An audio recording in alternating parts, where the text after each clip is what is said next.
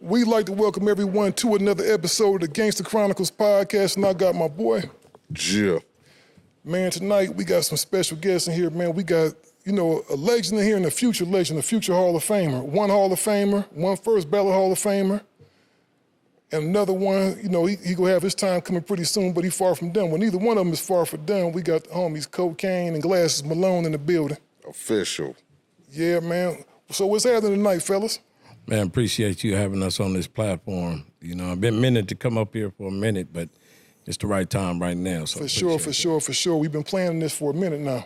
Mm-hmm. Yes, indeed. Glasses, this is about his 100th time on the show, so I don't even know why I gave him the introduction. I'm starting to think this nigga live in the back of the closet or something. I was here the first day when you came up with this shit. Yeah, that's crazy, huh? Yeah. Look where we at right now, 200-something episodes later. I was telling Eiht that shit just so fancy, screen back here, big time now. He doing a little something. Big time. He trying to do a little something. So big time now. That's us, dog. That's us, man. So, 50 years in on hip-hop, man. And, in those 50 years, I would say probably one of the most pivotal things to happen in rap music was gangster rap, or reality rap. We said we gonna start calling it reality rap. Right. Brothers talking about tales from the streets, what's going on in their neighborhood. One of the forefathers of that on the West Coast, as many, you got Ice-T that came before him. You got the brother Schoolie D that did it good. He put his version of what it was, but to me, it really didn't gain no bunch of significance until it hit the West Coast. Right. And you was one of the pioneering labels, man, Ruthless Records. Right. How the hell you link up with Eazy-E? And you was originally from Pomona, right? Right. Pomona, California, right? Right. How did you link up with Eazy-E? Well, through my cousin, Code 187, Above the Law, Go Mac, rest in peace, Laylaw, the late great KMG, Total Chaos. It was back in early '89, just when their record was about to come out, Living Like Hustlers. And, I did a 3-song demo in Pomona, California, and first signed a production deal with Larry Goodman, Laylaw. And, that landed me a deal through Eazy-E. Eazy-E heard me when Hutch, and Laylaw shot the kite to him. And it didn't take long for me to sign because, Eazy loved controversy, so he tripped off the name Kokane. But he was like, damn, it's like when a person is on cocaine, you don't know how your mind state gonna be because you do so many different styles. I'm fucking with you, so it didn't take long for me to get signed to Ruthless Records. Oh, for sure, man. I know Eazy, man, to me, he don't get enough credit for what he did in the game and what his legacy is. Right. Because he pretty much brought street music to the forefront. When you heard them records like 8 Ball, Boys in the Hood, and all these different records that gave you a glimpse of California. What's funny is I came out to California in 1988. Right.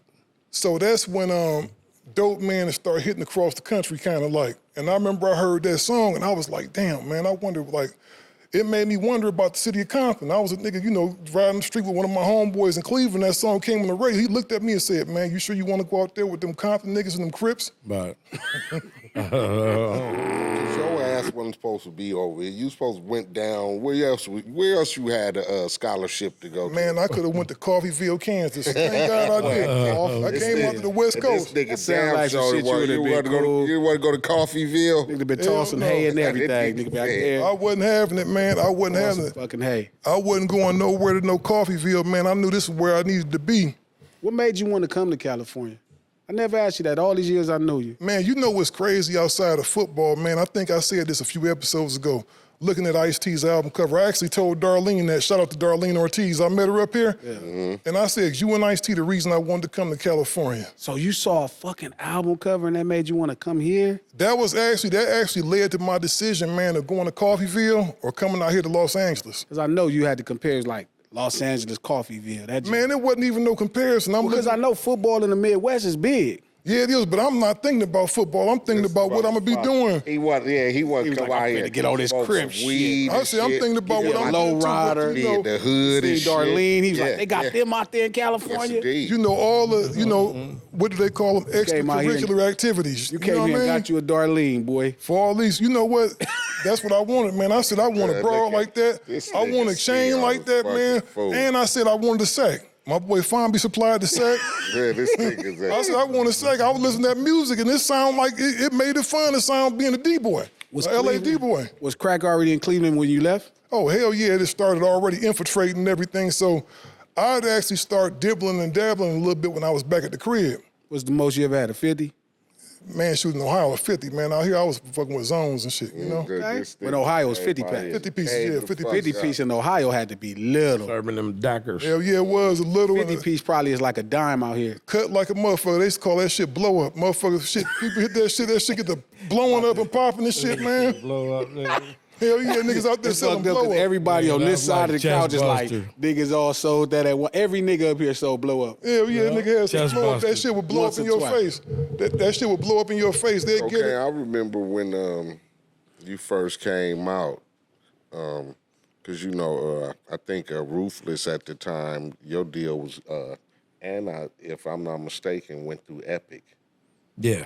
and they had controversy with your name because I remember they had promo cards with us on them, Right. and they had you as Who Am I? Yeah. Yeah. Yeah, that was Al Masaku and Kenny Campbell at that time. Al fucking Masaku. Because, and Warriors Moorfield was cool. Mm-hmm. But, Eric had landed a big deal and he was considered our West Coast Russell Simmons because Right. it was like the biggest deal at that time with an epic distribution. We had Above the Law, Kokane, and Poor Broken Lonely. I remember Poor You know what I'm Broken saying? Lonely. Yeah. Poor And Broken Lonely was. That's R&B. that was an R&B group, Chris the Glove, who did a lot of stuff. No, with Chris. Dre. Yeah, shout out to Chris. He mixed on one of my so, records. Chris was R&B singer. oh, man, he's an incredible producer. Right. producing for Definitely, definitely. Incredible producer. Was he singing? I don't know if he was No, really I singing. don't think he was singing. But once they signed on, we was going everywhere to Abbey Road back in the days. This was prior, England. before the, out here, Abbey Road. Abbey downtown Road LA. distributors. Yeah, the distributors. Y'all niggas- Violet Brown, Big shout out. distributor. Y'all Oh, yeah, niggas is yeah, one yeah, level yeah, above yeah. That us. was Keep- before let me your get this time. game, man. yeah. Shout out to And it was Violet right- Brown. And the Let me crazy get this shit game, was, yeah. it was right over in Watts a little bit. Yeah. Like down Lockheed? like off of Alameda Yeah, somewhere. down off Alameda Yeah, because yeah. actually Abbey Road was where we would go buy the records at. Yeah. I had an account of Abbey Road. Violet Brown. I Retailers, used to yeah. steal- I used Yeah, to- Violet Brown used to take us around there. I Shout out to I Violet used to Brown. steal me a gang of cassettes going through Abbey Road, man. You know. Oh, hell yeah, Yeah, man. God Come on, damn man. it. That was like the biggest West Coast distributor as far as a lot of products. So Yeah. we would do a lot of promotional shit at Abbey Road. Yeah. Signings and shit for the retailers Yeah, and all that's that what shit. I did. I met Definitely. EPMD up there as a retailer. We would go get, we had the pictures in our stores back in the day with people signing them. We would get those at a lot of the, at the wholesale spots. Abbey Road, West Coast Record Distributors, all those other spots you go pick up your retail from. And one stop. CDs, That's a yeah. one stop, right? That was a one stop, and plus that was back in the days. Yeah. We used to go to record pools. Foot, rest in peace. Scott was a big significant part of this game, but once they, it was like about 3 months before my record was gonna come out, and they decided to change it because the FCC laws wouldn't permit them to say cocaine on the Right. radio. Even though we changed it now, saying when you listen to Kokane, it's like it's a mind trip. You don't know what this nigga gonna do, but it's gonna be funky. They wasn't having that. They were stuck in tradition. Yeah, definitely. So the last name, they changed my name. I had a cut out there called Nickel Slick Nigga. A lot of niggas was on that shit. In 1991, I finished the record in 89. I had to wait for Above the Law to put out Living Like Hustlers, which was one of the most prolific albums, on the project on the West Coast at that time. And they changed my name. They said, who am I? So when a lot of niggas was going to the stores, Like, what's up with that? it was like, well, who the fuck is this? Yeah, We looking for it cocaine. confused a lot of people. Yeah, but that was a blessing. I'm gonna tell you why. It's something about getting doors shut in your face, and it wasn't no secret to controversy. They was like Chuck D, N.W.A, and N.W.A at that time. That was like a modern day bomb squad. You see what I'm saying? And they was like, well, fuck Epic Records. If you're gonna change the name Kokane, that Eazy-E, the whole fellas over there was very adamant about it because they were behind Kokane. And they wanted Kokane to come out just as big as N.W.A, Brother Law, and everybody else on there. But they closed the door, and a lot of people don't know, you know, where I come from. You know, music is embedded in my 23 chromosomes because of my father, Jerry Buddy Long Sr., you know, who was a arranger, composer, and writer, plus my uncle was Willie Hutch. So it's like, I don't care what y'all decide to do. This is my creativity. We ain't gonna compromise it. And Eric felt the same way, and Eric was pissed off at that time.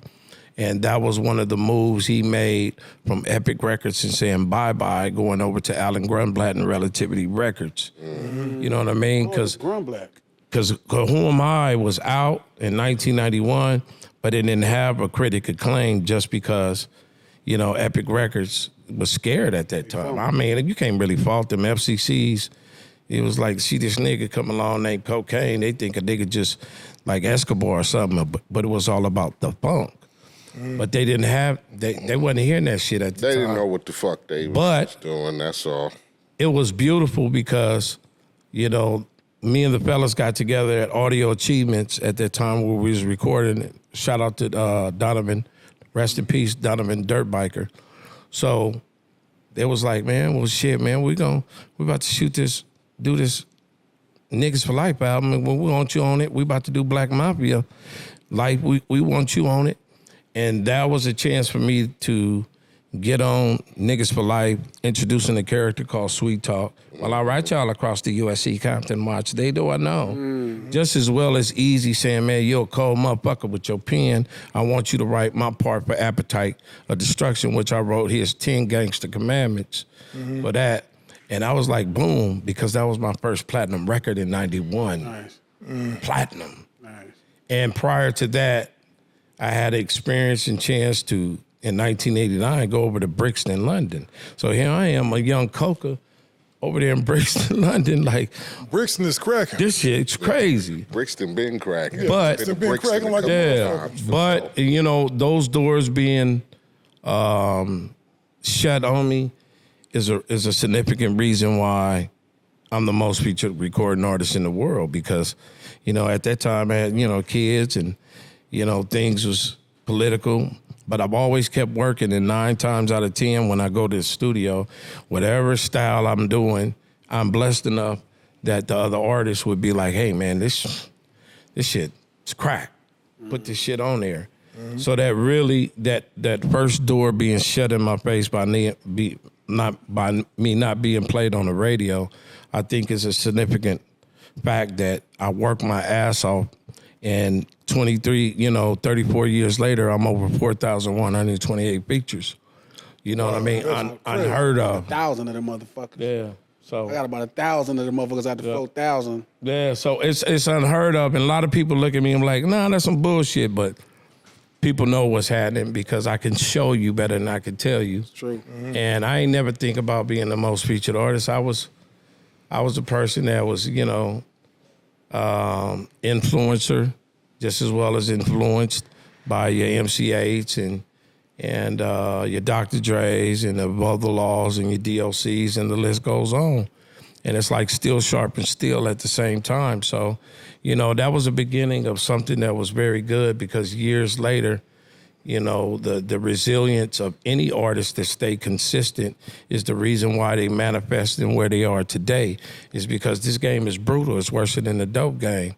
You know what I mean? But music was embedded in me, and I was like, shit, man, I'm going to keep going, and I'm not going to throw in the towel, because a lot of people became one-hit wonders and threw in the towel. Mm-hmm. But we can look at each other here, and as OGs and as elders, you know, it's a blessing to go back and see youngsters all over the world now being intrigued with what's going on, because we used to be like that. When we used to look at old records, and we was like, damn, who did this? Who did that?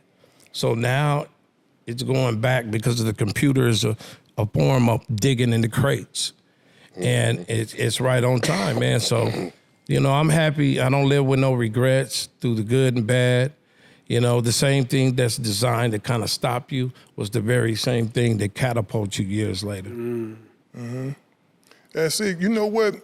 you being around Dre kind of in his, I ain't gonna say his infancy stages, because by the time Dre was doing N.W.A, he had done world-class Wrecking Crew and all kind of other stuff. But you getting to work with him back then versus you getting to work with him now, kind of like in the present when you guys start doing all the stuff for Aftermath and everything like that. Did you see any difference in his production style, or was he more laid back now? It was Dre is a phenomenal producer and a phenomenal DJ, first of all. You know, so back when they was doing their thing with Lonzo and McCullough Records, you can't forget about McCullough. Of course not. Yeah, so Shiesty McCullough. yeah. So I had the privilege, I choose my words carefully, I had the privilege of seeing Dr. Dre, you know, and Above the Law and DOC and MC Ran. But when I would see Dre in the studio, man, he mastered that SP12 like nobody, he never mastered. He was like, you know, back then, Dr. Dre was like, so it was like considered a West Coast bomb squad, you know, because he was a hell of a DJ. And to be able to see him, you know, nights up there with him and Eazy-E arguing, like him and Eazy used to have arguments like, Eazy was like, man, put this shit on like this, man. Dre was like, nah, man, we don't want to do that shit, man. But they still came to an agreement and came up with two of the most bombest classic records that arguably one is greater than the last, but they both greater. And that's Straight Outta Compton and Niggas for Life. And those guys gave me an opportunity. I remember in 1989 when Warren G and Jewel, rest in peace, they used to be at Audio Achievements, and they used to be the highlight because they used to always bag.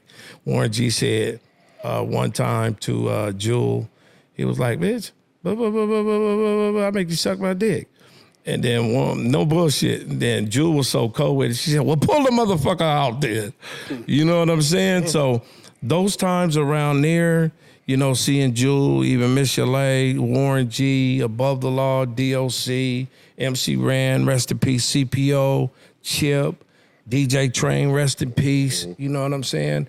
It was incredible because you got to realize all the success that came from Ruthless is a significant reason why, because of Ruthless success, is the reason why Death Row is successful, is the reason why West Coast is successful. Of course, big ups to my twin, my OG partner, Ice-T. You know, he laid down the foundation, taking some of the elements because he knew the East Coast roots. But then Eazy put the shit on steroids because he took a chance being from Compton, and Compton is a significant part of West Coast because they gave cats from Pomona, they gave cats from Maybe the most significant. Cleveland, you know what I mean? And that was the mission statement, you know, when Eazy decided to put up his water money, you know, and his dope money for this to happen is the reason why years later it became a multi-billion-dollar industry hailing from the West Coast. So, you know, when you tell me that Eazy don't get his credit he deserve, that's genuine. Because he don't, man. Yeah, he don't, you know. He do not, because Eazy took a chance on us, man. You know, he never made you feel like a $2 bill. The nigga used to roll with a Compton hat in the back with the big-ass body bends, Cortez and Wooty-Woo, pulling out grape nuts, and made you feel like he was a multi-million-dollar nigga. So I learned that from him, how he was able to not just mess with brothers from the hood, but mess with essays that was a no-no and political at that time. He took a chance. Then he went outside the coast because he had the vision to say, man, I'm listening to these dudes from Cleveland. They're going to be the next this, and that. Eric ideas, a lot of people don't know people, I ain't going to say bite, but was inspired by his ideas. Even all of us can say that. No, man. So, you know, for me to be here and being that I was able to do what I was able to do as being on all these records, I always pay homage to Eric Wright. And of course I pay homage to Dre and everybody else that invited me on their project. It would be my blind arrogance if I was to say, yeah, I'm the most featured artist, but love is a two-way street, homie. All those people invited me on there, like your Eights and your Dre's and your Snoops. All the way to now. And your Busta Rhymes and your coming forward Glasses. To me, all of us. So that's the importance of fellowship and unity that years later, because some of the homies ain't gone, rest in peace KMG, rest in peace a lot of people. But we're here as pillars to really remind the youngsters that, hey, have a certain tribal protocol. We're not here to bash the youngsters, but we're here to say, get your elbows off the table. You know what I mean? Because back when we was raised, you have your elbows on the table. Granny would slap the shit out of you. And it's like, we got to get back to that because the youngsters is our future. So the discourse and disconnect between them is the reason why I think that we're still here able to put out those frequencies and magic and tell these stories that really gonna inspire people, because people forgot about those stories and we didn't have no internet. We had storytelling. Do you feel, you know what I mean? Because you come from the era of, you know, where I came from as far as music and hip hop is concerned, but, you know, a lot of young influence nowadays, really kind of, you know, want to disassociate themselves with our generation of hip hop.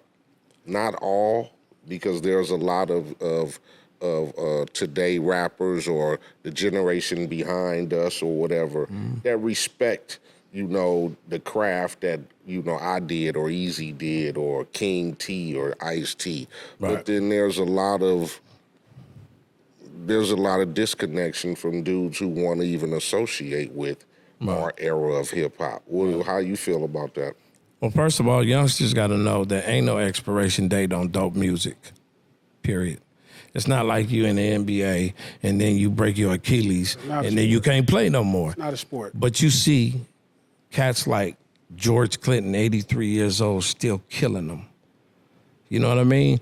And it's only in hip hop. You can go to rock and roll. You can have Mick Jagger.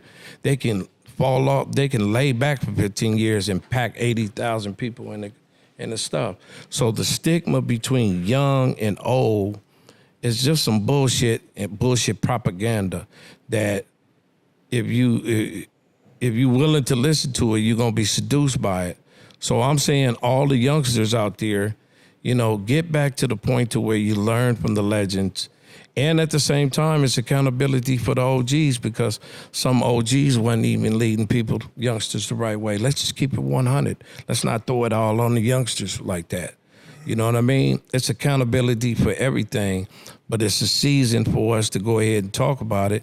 So that way, you know, once we gone and our music, you know, 100 years from now, we'll be able to make a difference and be a cornerstone piece to influence them. And of course, you know, the disrespect is not tolerated, you know what I mean? Because we was raised from the era where we, you know, you would have 100 gangbangers out, you know, in my front yard or something. And when Miss Yamini Salim came by and said, take that shit down the street, we say, yes, Miss Yamini Salim, yes, ma'am. Now, because of the internet and because of real weirdo shit, it turned up on steroids to where they're mostly projecting disrespect. But the good thing about us is that OGs is back against the wall. It could be a lot of y'all, but we gonna stand tall because, you know, all sperm cells don't get to the egg. Only one gonna listen. So, you know, if we talking to that one youngster out of 10 that ain't gonna listen, that's gonna make a difference. And it really ain't no disconnect. It's all mental. You know what I mean? But more and more we embrace our youngsters. We're letting them know that, hey, it's a tribal order to this shit. You know what I mean? We didn't get down there like, we don't when George Clinton come in the room, I don't disrespect him. I might have a difference of opinion, but at the same time, I don't disrespect my elders. And we just got to keep pushing it and stay in the rhythm so that way the youngsters can feel comfortable as the OGs feel comfortable about opening up that dialogue with everybody, not pointing fingers. Well, no, it's not about that. Is that really a thing still, though, at this point? What? Like, where y'all feel like young rappers is like that? I don't feel all young rappers like that, but the disrespect, you don't disrespect. It's just like you don't disrespect your mother. Sure. You don't disrespect your G's. Now, if a person's not leading by example and only doing a sample, well, that's some hypocritical shit. But for those that are out there, OGs that are on the front line still packing them shows, we basically telling the youngsters, you're going to be one of us one day. Live. Don't be a 3-Pac. You know what I'm saying? Everybody trying to be a 3-Pac. There was only one Tupac. Everybody trying to be a 3-Pac. No, man, if you humble yourself, you know, and know that all the rhetoric with the money and the this and that and the lean and this. See, generation we come from, it wasn't cool to use drugs. Now it's cool to use drugs. It's different. And they pushing that line and pushing that agenda, especially with corporate structure, because we have been there before where there was meetings and shit to turn reality rap into gangster rap, which white media did that shit. We was calling our shit reality because guess what? It was reality. You know, so I think give it some time. I don't know what the fuck I was calling my shit. I was just making when Rap Sheet was out and all that shit. I call my shit reality rap. Like you know what I mean? Gangster rap. It wasn't reality. I was just making fucking music for rap records. Shit that I saw going on. But that's reality though. But then I wasn't like, it's a track new on records. This, you know, blah. I didn't do that on records. Y'all remember the first time? I basically was telling you when we hung out on Barclay, niggas came through dumping. Somebody got killed. When the police came through, but let me ask you something. We got jacked. Let me ask you something. To the holding tank for 12. But let me ask you something. Get me? Let me ask you something. Is that fake or is that reality? No, that was shit.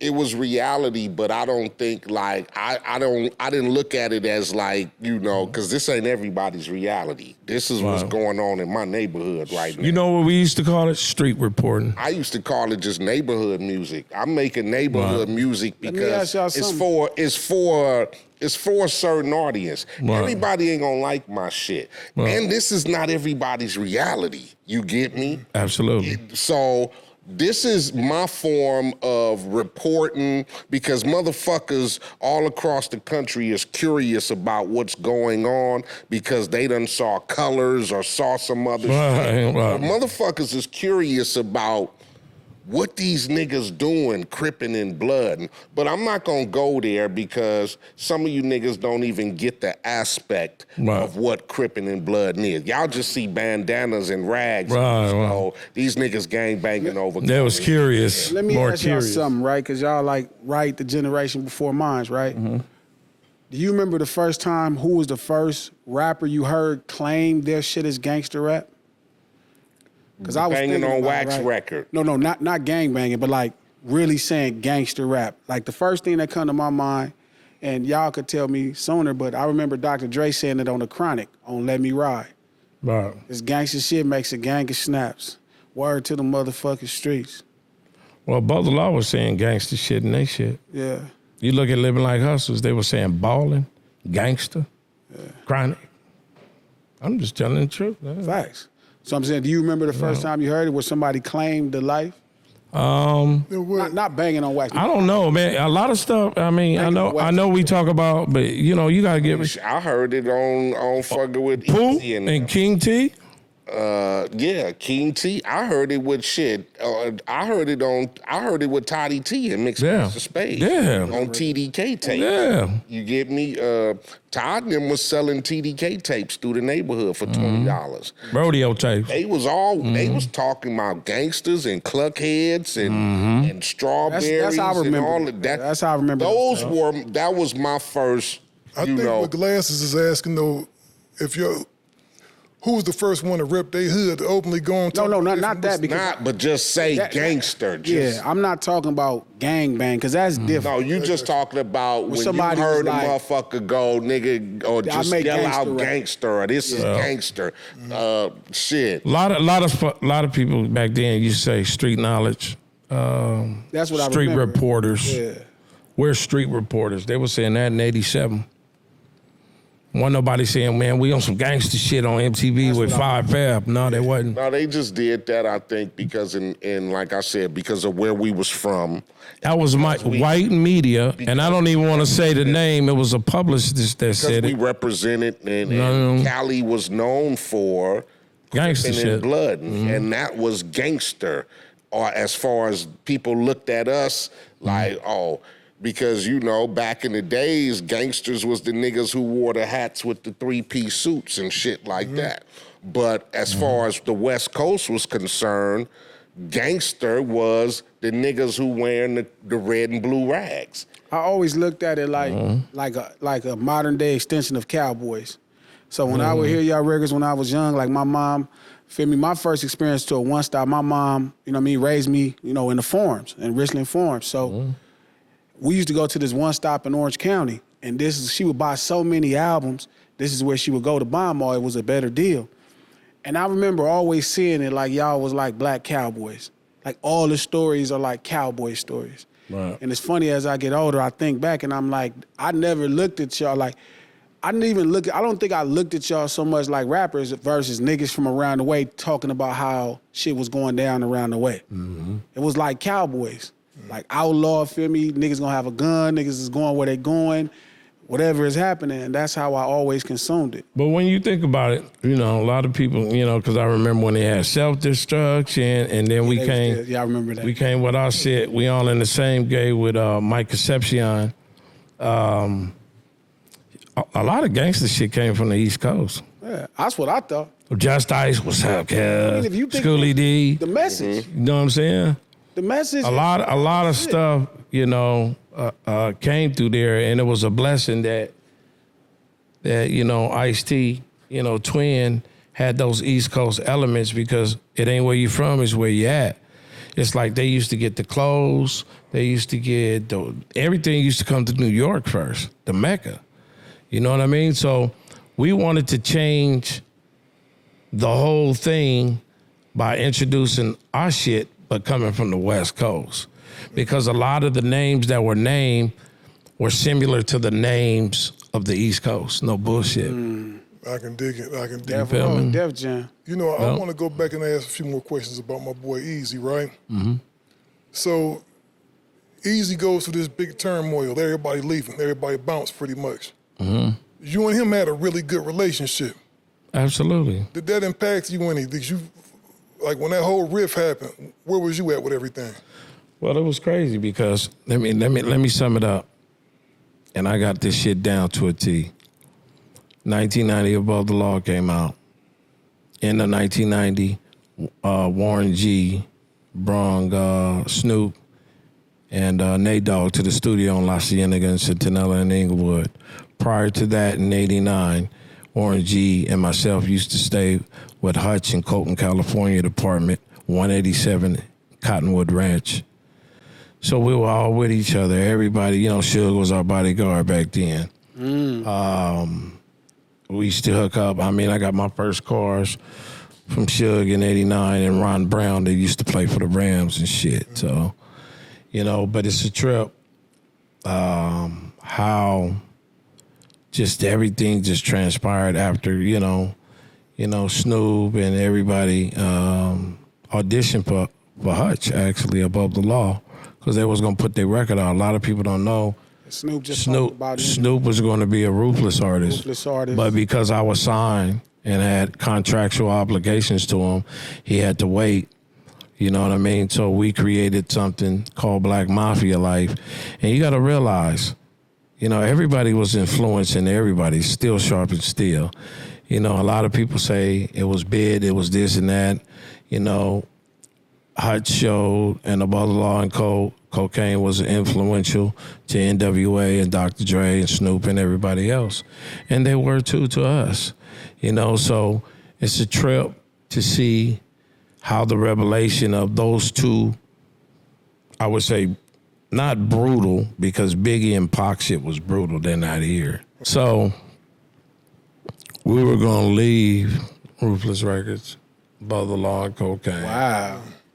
Because of the contracts was fucked up at that time. Jerry? That was Jerry. Oh, wow. Real talk. They were double dipping. You sell records over here and we ship 300,000 international, all that shit. So we were tight. Dre didn't have to leave. Dre wanted to leave, you know, because he seen Cube leave. The poison has been spread, and I can't fault him because the paperwork wasn't correct. People wasn't getting publishing, let me tell you, and all that shit. And we rekindled our business relationship with Eric because we loved the brother so much because he gave us an opportunity of a lifetime. And he called a meeting on La Cienega and Centinela at the Edge Recording Studio, and Dre didn't show up to that meeting. We rekindled our business relationship because actually the first people that were going to be on death row was not Snoop, was not Dogg Pound, was above the law and Kokane. But we backed out of the deal. To stay with E. And to stay with E. And at the time, I had obligations with Ruthless. And at that time, months passed. Warren G took Snoop and Nate Dogg to a barbecue, whatever they was having. Playing the music. Dr. Dre called Hutch and said, I know you're working with Snoop, man. I want to put some shit on him. Hutch said, go ahead, man. He's a dope freestyler. I'm working on cocaine shit. That landed the deal because Hutch gave Dr. Dre the blessing for Snoop Dogg. Back then. That's dope. So we were listening to some shit, and even at the same time, we were at a party, because it was all homeboys, even when the breakup happened in 91, and we was at this function, right? And we was playing Black Mafia Life. I'm not bragging, just you know, some of the shit. And Dr. Dre was like, hey, Hutch, man, what's that shit y'all call your shit, man? That shit hard. Hutch was like, nigga, we call it G-Funk, nigga. This our shit. He's like, nigga, y'all gonna win on Dre. Nigga, y'all gonna win on that. So then we were all cool. Dre was beefing because the poison was spread. You know what I'm saying? Niggas hated on us. And I know who was behind it. I don't need to say his name. You know, he in jail.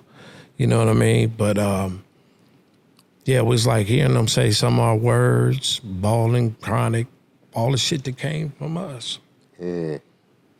So we was like, and then we heard, it was like, damn, how they dissing us, man? Like, they auditioned for us at that time. But see, when you look years later, it don't matter if you right or wrong. If you ride with somebody, you don't care about shit. So I understood and respected that they were riding for them no matter what, and we was riding for us. So in 1992, I still had a chance to get on a death row orientated soundtrack that was called Deep Cover. Nickel Slick Nigga is on that was on that shit. I was gonna ask you because it appeared. And I got a chance to get on Minister Society soundtrack doing a record for Miss Kilo called All Over a Hoe. Oh, yeah, that was the shit. You feel what I'm saying? So everybody, you know, it was a crazy atmosphere at that time. And Eazy was like, man, I ain't finna diss them because I'm making more money off Dre, because Dre still is on contract and all this other shit.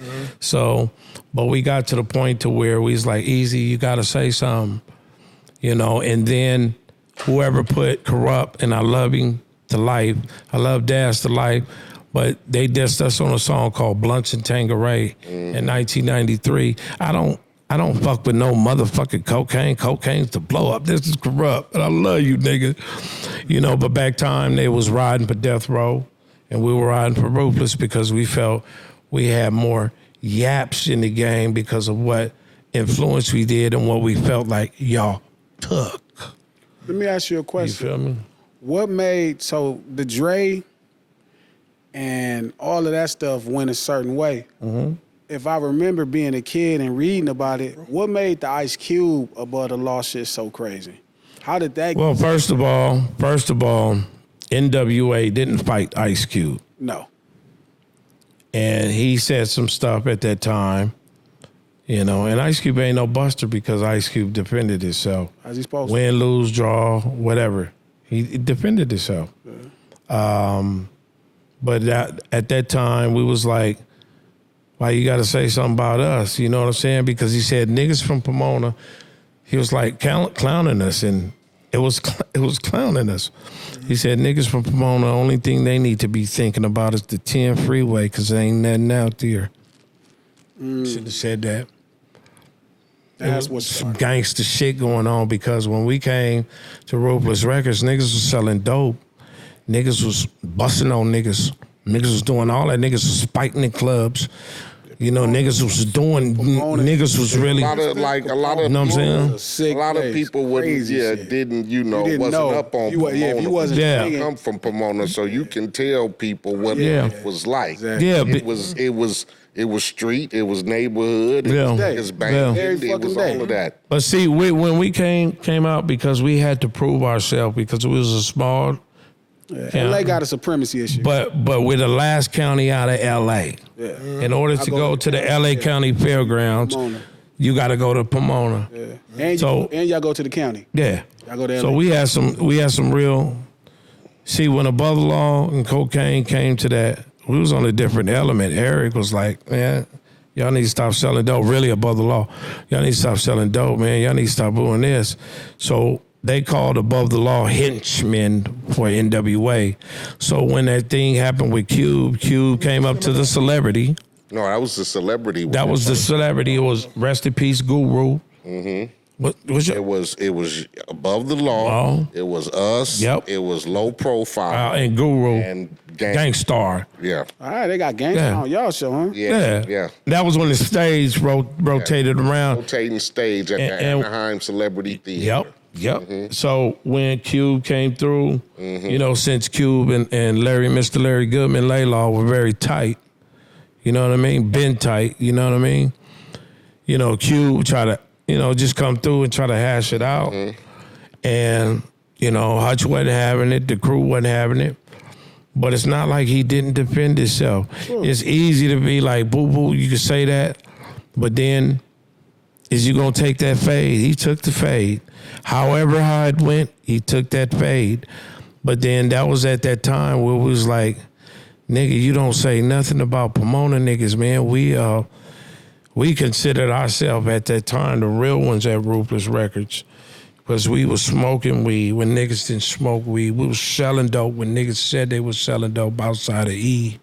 It's real shit. It's not to take nothing. No. It's not nothing to take away from anybody else. You hear that all the, you got to remember, them niggas was in high school and y'all, you kind of heard that, you know what I mean, growing up. But I just wonder why the Dre stuff, I don't think it was as bad as this stuff. Like, I guess maybe it had a chance to come to a head at that point because y'all ran into somebody. Yeah, but, it was a lot of shit going on. And like I said, when you talk about beef, you got to talk about people that are not here no more. I mean, Dr. Dre and Eazy was dissing each other, but they lived in Calabasas, seeing each other traffic, honk, honk, around the corner, deuces. So, that was some, when other people are behind it, then it's something else. And there was other people behind it because years later, me and Snoop and Warren G, all of us, Dr. Dre even, hooked back up and was like, man, what the fuck we was fighting for? I was on some bullshit. That was on some Ruthless, N.W.A, and that's on people. Suge was right when he was saying certain things as far as publishing, as far as certain things, but this is my opinion. It just got to his head. A lot of shit got to his head, and he took things in the wrong manner. Now just imagine if he would have took it in a different manner. You know what I mean? He would be a multi-billionaire. Pac would still be here. But in this game, you cannot let your mind think you bigger than the britches. And you know what I mean? It's easy to lose yourself, especially when you're being successful. Top of the road. But see, Eazy was never like that. And see, Eazy was going to get rid of. I remember walking in the office in Calabasas. He was like, Jerry Heller was on his side, and Eazy was on his side. Me and Hutch walked in. He was like, man, I'm about to get rid of him, man. Some bullshit, because everybody found out, even Eazy, that if you press up 200,000, and a lot of the mafia motherfuckers was doing that in the industry We anyway. heard a lot of stories about that. Read them. They would double dip and print out of town, but that shit got done to him too, and got done to all of us. And you know, Easy to do back then. yeah. Oh, yeah. But at the same A time, lot of motherfuckers was doing it. yeah. But at the same time, pros and cons. Jerry Heller was a significant fat of bad Ruthless motherfucker, Records man. He's doing a what he bad did motherfucker. with JJ Fad, because JJ Fad opened up the doors to Straight Outta Compton and everything else that derived from that. You know what I mean? So it's pros and cons and everything, but you know, I hear a lot of people talk about a lot of stories on how Eazy went. All I know is I'm gonna tell you this. Me, Jada Pickett, Hutch, KMG, rest in peace, had a meeting prior to Eric passing. They was gonna do, Jada Pickett was gonna do California because her, Regina King, there was, after we used to go to Peanuts, they used to come to the studio with us. That's You my feel me? favorite actress, too. So it was like we was talking, Eric's coughing. And I was like, damn, I don't like coughing, man. And then all of a sudden we hear, you know, he's in the hospital. Now, Eric was cool a week ago. Magic Johnson is still here. 30 years. Eric had enough access, enough medical stuff, just as much as Magic Johnson. So I'm going to leave it right there. It's a lot of people have a lot of difference in opinions and controversy behind what happened to E, you know, Yeah. because of the way it happened and how. Yeah, because it how just fast- happened. Put it like this. Put it like this. A lot of motherfuckers don't know Eazy was really connected. He was connected on some other shit. And he wanted to do right by his artists. He wanted to do right by N.W.A, his whole shit. But because he was too deep in the ocean, you don't know what to expect. It's a lot, especially when you start talking about that amount of money, because I know the physical game, right? You're talking about 200,000 records. If you're able to go press up 200,000 records overseas, you got to think about the exchange rate at that time for like the pound, right, compared to the American Yeah. dollar.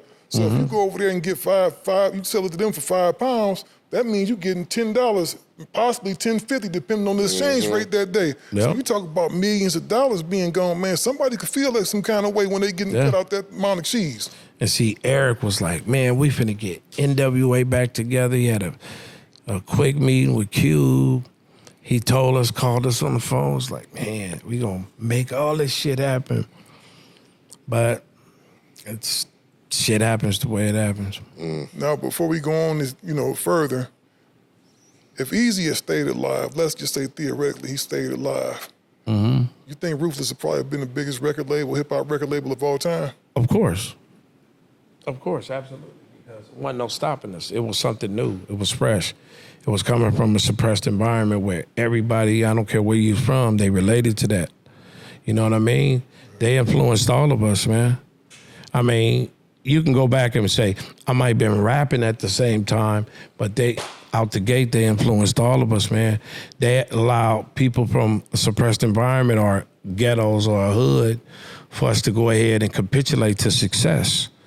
You know, we were very successful because, who would think, man, like a brother from Compton that put up his dope money, and years later, you see the family tree he created, it just, on a business administrative level, it's just astronomical. So, of course, they would have been the biggest shit ever. Because Death Row wouldn't be Death Row without the success of Ruthless Records. Yeah, you got to remember, I think a lot of people forget that when Dre, when he had all those defectors, he had a bud of law. Y'all was still doing y'all thing, but he signed Bone Thugs and Harmony, who would blew the fuck up because they was so different. Which Yeah. was dope for it to be out of state. That was always a different kind of Yeah. flex. He knew when Eric came to us, he said, look, man, all that, where you from, and I don't care if you Crip, Blood, SA, we got to sell records to everybody. So we don't need none of that shit. You know what I'm saying? We selling records. He understood the vision that we all do now. Like, we mess with a lot of people. Definitely. But he understood that vision, and, you know, it's safe to say he was the first one to have that vision. That's that D-boy. That's that D-boy He was mentality. definitely a hustler. You know what I mean? And don't get nothing, Yeah, we don't gotta get nothing serve twisted. everybody. We- Rhyme Syndicate was definitely doing their thing. I want to say, You know what I mean? glad you At that said time. To me, that's how I look at it, right? Yeah. Rhyme, all the stuff that came with Ice-T and Unknown, and all the stuff that came from Eazy and everything, which goes to me like Uncle Jam's Army and World Class Wrecking Crew. Yeah. So all the things, right? Because Unknown come from Uncle Jam's Army. Unknown, you know, you get the Ice-T records, you get the Compton's Most Wanted, and then all the same from Eazy, Dre, everything Even on Crazy. that. Egyptian Unknown had him a Lover, too. roster. Yeah, Techno Hop had a few dudes. Egyptian Lover was motherfucker. Techno Hop had us. They had King T. They had Yup. And that's Ice-T. Unknown, right? Yep. So all of that stuff came from those things as a head. Those that whole elements. Syndicate, yeah. But it goes back, man, to influence. You know, influence is important because all music is recycled. You know, and we were influenced. We was on the cusp of things that we didn't know years later how much West Coast influence would have an impact on the worldwide cultures, from low riding to banging to how we wear our whole shit. We didn't call it a trap. We call it a spot. Yep. You know what I'm saying? We influenced a lot, and at that time, they didn't give East Coast a chance to have breakout records to make millions of dollars. What Eric did, he and Jerry Heller, they showed a blueprint on how to make millions of dollars, because if there was no Ruthless Records and blueprint, it even goes down to Jay-Z, homie. They wouldn't even know what to do, because on the West Coast, we were making money on the West Coast. East Coast, it started from there, but then when it moved to the West Coast, we were check busting. We were doing our shit. You know what I mean? And it became a rival at that time. I remember Tim Dogg had a record called Whoop Whoop Compton. And it's like, why did he do that? You feel me? Because West Coast was making a big impression on the whole fucking world. You know what I'm saying? Think about it, right? They was talking about self-destruction. Now you look out there and they got Bloods and Crips. They got Bloods and Crips. Man, I went out there. Hey, man, it's Brooklyn Bloods, it's New Jersey Grape Street. And I done been it's out all there, kind of shit. And I done hung in all the hoods. They got neighborhoods in the Bronx. They got serious too. UGs in Brooklyn. They got Brims and I was calling still. I'm telling him every time I'm hanging out with different people, they got where Wu-Tang is from. They got Brims and them projects now. You know what I mean? They serious as a heart attack. But that's your ass. That's now when we look back and you see all the movies you was a part of and different other things that we did, it's like it's deep with the influence, man. Definitely. It's super deep, like the gospel, so to speak. You know what I mean? And we are definitely privileged to be able to tell a tale, because some of the homies, rest in peace, ain't A lot here. of dudes didn't make it, and like I said, it's definitely fortunate to be able to come from the walks of life and be able to still sit around and tell people about, what you basically had to go through, to get to this point right now, because it wasn't always studios and microphones and shit. Before that shit came along, niggas was really living, what we speak about and what you see and what we try to represent. And that shit wasn't easy, No. Motherfuckers look at being from the neighborhood as a glorified faction or some shit like that. But a bunch of poor niggas trying to make that motherfucking shit, that was a hard life. Bunch of poor niggas trying to make it was a hard life, however you man. can. I'm telling you. It's funny, I did an interview with Arian Foster and some white guys, and they was like, what do gang members do on Tuesday? And he didn't want to ask, he felt as embarrassed. And I'm like, shit, what you do on Tuesday? It's usually some nigga lying. It's just so funny how they look at it like, it's this different thing, and I keep explaining, this is just a bunch of poor people trying to make a name for themselves or make some money. That's it. Yeah, real talk. I mean, all like he said, those oppressed communities. I always tell Steele that Steele always give me shit about it, and I'm like, it's not as crazy as it seems. It's I don't give a you a bunch of bunch of poor. He be like, you act like this shit is a fraternity. You be Like, sweating that where you was from somewhere too, nigga. Fine, Where dog. hood you was from in Exactly. Cleveland, nigga? Man, Say he where you from was hood in from. Long Beach, nigga. 105. He was from the 105. That nigga came out here. 105. Got put on the nigga. Long Beach game. Oh, that's why you. I ain't get put on no Long Beach. He got game. put on a Don't Long start Beach spreading- game. don't start Fine beating spreading them, the put him on. Yeah, he Don't got be put spreading up. What rumors. was Fonzie those? What they them call you over there? What Fonzie and them call you What in they the call hood? you? Still on the They still, call you they big. Call me Steel. They call his ass. Damn, no, They, not a they part call of his that ass thing. Big Country. That's what they call his You know ass. what? Long Glass Beach. come up here, he come up with controversy. You know what? I don't know why I gotta be confident. Which Glass? That nigga, they called that nigga Big Country when he came through the hood. Right. They was like, that's that nigga from Cleveland right there. That nigga probably looked like a That Big slave back Country. then. Because Kokane, you know, he came through and blessed us with some albums tonight. I want to talk about. Still look like a young slave back then. Yeah, a wanna nigga talk to him. that nigga that played on, the nigga that played on Roots, running sure. through it there, he gon' kill He you, Let me nigga. reel y'all back in real quick. Glasses, I want to ask you about Cancel These Nuts, because you got an album about to drop. Yeah. Cancel These Nuts. Yeah, Cocaine on it. Like I just told you, I added another 3 to that 4,235. For sure. He on like 3 or 4 records on this Yeah, shit. Cocaine, me and him got Exactly. some, Cocaine They all got some kinda- bangers. He definitely gonna make any song better. Him and Sugar Free, them niggas will do some shit. They'll be like, send me that. And they'll just add definitely. these little parts. And these little parts could just make the song better. Like Sugar Free heard a song. He's like, I'm gonna just do your ad-libs. I'm like, why are you hearing the ad-libs? You know what I'm saying? But that's But you know Mona's what? a funky town. 'Cause I swear. But you know what, Malone?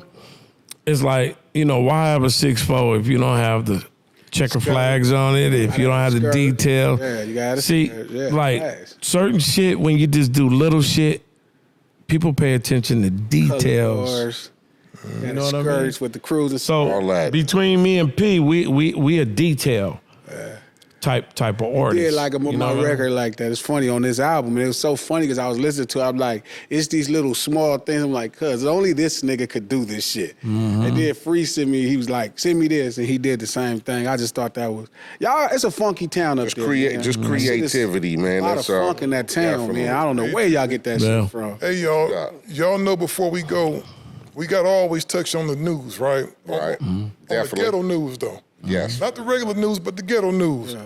What y'all think about this whole situation, man, with Blueface and Creation? I don't think nothing about him. That's some high school shit. Can't get your groupies pregnant, man. Huh? That was his groupie. Can't That's get your my groupies high pregnant. school shit. A lot of people still in high school. I don't pretty much follow shit like that.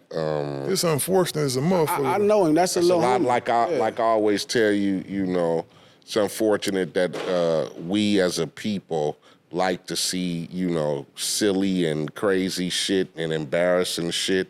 And that's what puts the scales of curiosity up there. But sometimes you gotta you gotta respect who you are and not want to do a lot of shit for a paycheck. And that's what I feel. You gotta It's be a messy-ass dignified world about now, some man. shit. And you know, sometimes Messy ass world. because like I said a couple of shows ago, today motherfuckers will do anything to become famous. Hands down. You see Social currency. You see a Motherfucker eat a motherfucker. cockroach. Yeah, you'll see a Go viral, motherfucker my on the nigga. internet That's crazy you said bathing in mayonnaise, or That's you how- know, a motherfucker running across some hot coals, butt ass naked, What's the just boy- just for attention. What's the boy from Our Future? That's how he got on. Yeah. He ate a cockroach in this video. Yeah. Just He tough. He tough as fuck. I know you know who he is. Yeah. Tyler, the creator? Tyler. Yeah. Yeah, Tyler, a His bad first motherfucker. video, he ate a roach. But I think Blueface, you can't get, she was a groupie. Like, she was trying to change her life, and he knew that, and he let her get all on him, and it kind of messed him up, and now you get your groupie pregnant. Now you got this craziness because she ain't gonna never be grateful to him. She ain't gonna never give him credit for her success. It's all about her, but every other woman is gonna make him the trauma of her life. And he's glad to be But you know what? You know what? You know what? And you know, some people have strength, some people are weak. That's a weakness. You know what I'm saying? And it's Well, he'll grow. He just young, man. yeah, he young brother. He'll he figure a it out. young brother, live a little bit, you know, he gonna go back He'll be like, I fuck and be like, damn, man. Because that's what we want to really perpetuate is that youngsters, listen, learn, because you want to be an OG too one day. You don't want to be no 5 Pac, 4 Pac, 3 Pac. Boy, we'll get short. We definitely want to talk to you about you in past tense for sure. And you know, I'm gonna ask y'all what y'all think. You know, the sister that got hit with the brick done raised $30,000 on GoFundMe so far. Wow. All I can say is, you know, I wouldn't do it, but don't start no shit, won't be no shit. Prior to that, you know, she I run had a around. whole live about this shit. She run around slapping people. I don't really, my thing know, is, but- I just wouldn't be on my phone. So I seen a video, right? And this is some real quick shit I'm just lay it out. Like Instagram, cuz it's for branding, it's short. So people come up with silly shit off the smallest thing on Instagram. Twitter will read your motherfucking ass. Twitter is where the smart motherfuckers go. They will research everything about you and make a qualified decision. Wow. I saw one video where the lady is antagonizing the niggas in the parking lot that she said let her get hit with a brick and they let him leave. Well, why would you antagonize these niggas if they just let you get hit with a brick? You know what I mean? You just seen the last time you was antagonizing some motherfucker got you hit with a brick. Why would you antagonize the niggas who let you get hit with a brick? Some people ain't playing, but you know, Like I said, I don't know. people do anything today to be seen, to create a lane for them to become famous, and nobody is satisfied with being a regular motherfucker no more. Well, ain't this area? I'm naming her. Dog, Yeah. just think about it like this, though. She's the new brick baby. That's her name. You can The get new brick canceled for any motherfucking New thing. brick baby. You can get canceled for saying some real shit. It's backwards nowadays. If you go online and talk about crazy shit that don't make no sense, you get praised for it and rewarded for it. But if you say some real shit, they talk about canceling your ass. yeah, that's it. That let you know it's a real agenda. Well, brick baby, man, she gonna be old. She got $30. She'll be all right. Oh Like man, raise more, dog. probably raise more, and then at the end of the day, Shout out to Big Brick she baby. probably gonna be like, damn, I'm glad that motherfucker hit me in the head with a More brick time. Let's because give no more shit, time. I got 100,000 chips. Shout out to give Lil no Brick more baby. time We gonna go to the before next we- part. This is the shit we get a beat over. This is shit that pay the bills, Glad. Oh, so this shit right here is gonna get 30,000 views. They got it. You know what it'd be hard? No, but you know what it'd be hard? They should bring her on No Jumper. They're telling them to pick up the homie shit, man. That's what I want to do. Glasses Malone, talk about your album, man. You supposed to be here to promote. Now you here Album talking. is trouble. Huh? Everything about Glasses, every nigga sitting up here gonna tell you it's trouble. Yeah, anytime a nigga call this album Cancel These Nuts, you know he coming with some bullshit. It's just trouble. That's all I represent is That's trouble. it. Be on the In its lookout. earliest gangster rap phase is exactly everything. That's why when Eiht, everybody get mad, I'm like, y'all made me this way. How y'all gonna be mad? How you gonna be mad at me? Y'all made me say what I wanna say. That's why I say what I wanna say now. So this is nothing but a continuation. Shout out to the Giants, shout out to EP. We just telling you what it is. It's the first socially charged album in gangster rap history. This ain't politically charged. We just on everything here that's goofy. We the voice of our barbershops. We the voice of the Pomona barbershops, Compton barbershops, Watts barbershops, LA barbershops, wherever. That's it. We saying what we say when we getting our hair cut. Somebody need to say something because we in some crazy And I'm glad, man, you invited me on the project, Let me man. tell you, man, this sure. motherfucker I ignorant. fucks with you, And nephew, I don't know if always. y'all picked this up yet right here. This is a bad motherfucking album, dog. Sugar Cane, man, it transcends rap. Nice, yeah. Oh, yeah. It's, when we saying this should have been a funk album, Yeah, if this motherfucker was so I put this hard. up there with It's a- Funkadelic and all of them, man. Yeah, that's what it is. It's funkism. This shit banging like a motherfucker, dog. So, It's like, to me, it transcend rap. It remind me of like listening, like what Bootsy and them would be putting out today. Up there, you know what I mean? Exactly. And I was saying that to Ted and them. I'm like, this is a real funk album. It's a disservice to call it a hip hop album. right. It's bigger. It's greater. Even the way the album cover is designed. Look at this, man. Don't this like an album cover that your mom had? Sure, That's Parliament.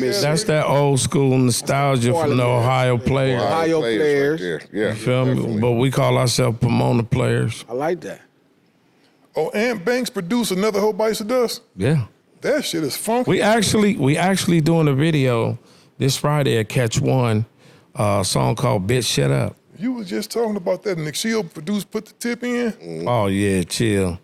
produced that. That motherfucker's hard. Y'all definitely got to do more work, man. Y'all got to just. We already working on our y'all should at least second have album right now. 4 or 5 songs for a nigga every 3 months. Man, but what I think y'all should go with it this time, I think y'all should have George Clinton up in there with y'all, because that's what y'all doing. Yeah, man. Y'all Boosie. doing Boosie, why he yeah. breathing? Boosie is alive. This is Clinton is worldwide, alive. 'cause I got something brewing in the stew. I just don't want to say it to everybody, but Yeah, you keep it on the hush. yeah, you are Maybe too many some ear some hustlers. cool in the game. yeah, you gotta Yeah. keep it on the hush, because I got some shit coming out with this on your idea. Damn with right. this Dr. Kokenstein. Damn right. The Funkin' Adventures of Dr. Kokenstein coming out next year. It's a double album. It's real funky like your baby mama monkey. You know what I'm saying? And you gonna dig it. I know we got started real late, and I promise you I ain't gonna hold us too much longer. You already bro, held but us fucking to I 12. think something that y'all both doing is dope. Is y'all both got y'all own labels, and I think what you're doing with Buddy Boy is genius.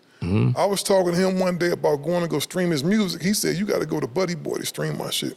Oh yeah. You can't go to iTunes. I'm gonna tell you something. Not to cut you off. Motherfuckers was laughing at me. It's like, yeah, streaming. What was it, streaming? 14 years I've been pushing this website. Now who laughing? Everybody and their mama.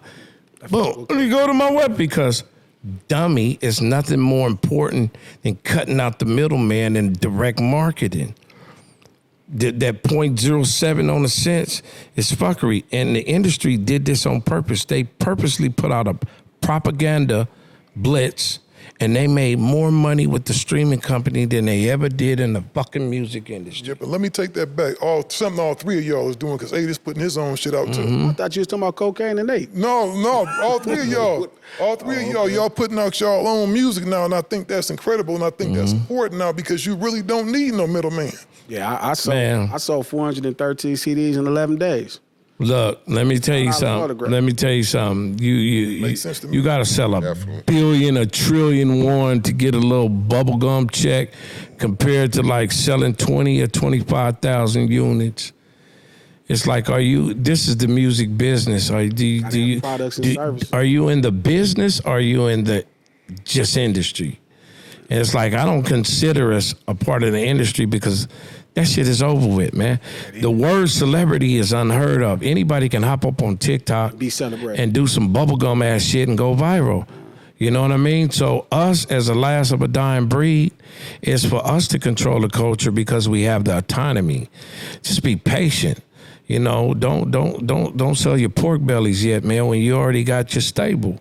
And it's like, we blessed enough to be here. We do shows.